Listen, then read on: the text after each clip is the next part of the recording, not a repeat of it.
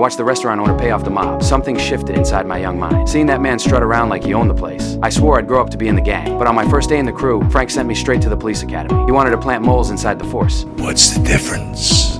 This was the opposite of what I wanted, but I did what Frank told me. At the academy, I learned how to be a good cop. I passed every course with flying colors. I became a solid officer. At graduation, Frank showed up just to congratulate me. School's out. Thank you, Frank. You earned it.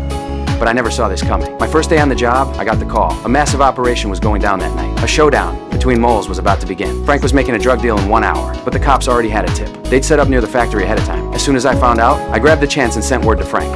Hi, Dad. Yes.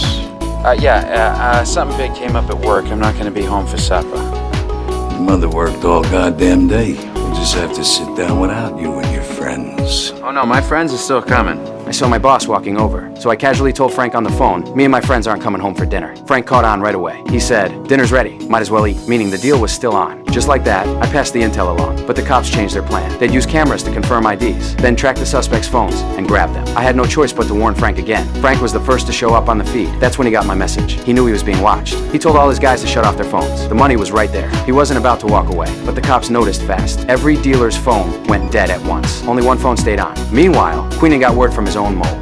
Buyers are there. You know, direct contact with your guys would have its advantages. Not to my guy.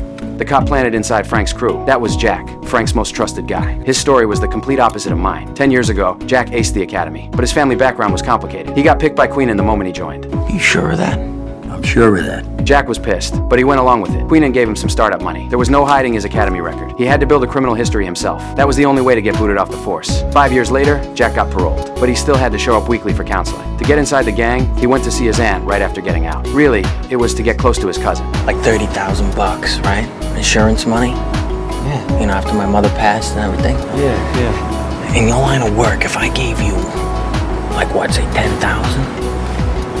What could I get back? He won his cousin's trust easily. To move up fast, Jack worked his ass off every day. Frank finally took notice, but real trust was hard to earn. Frank wanted to know if this kid was actually a cop. Show me your arm.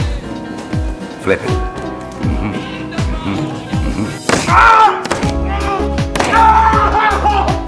When Frank checked and found nothing in Jack's arm, he told him not to sweat it. Then he pulled out a severed hand, said the last rat had a bug in his arm. You can guess what happened to him. Jack froze. He dumped every device on him right there. Queenan knew the kid was already broken, so he promised to take down the gang, and Jack gets his badge back. But the bust that night still fell apart. The cops didn't expect Frank to escape by water. Jack knew right away someone inside was leaking. Frank figured it out too. He had a rat. Frank told me to find the mole.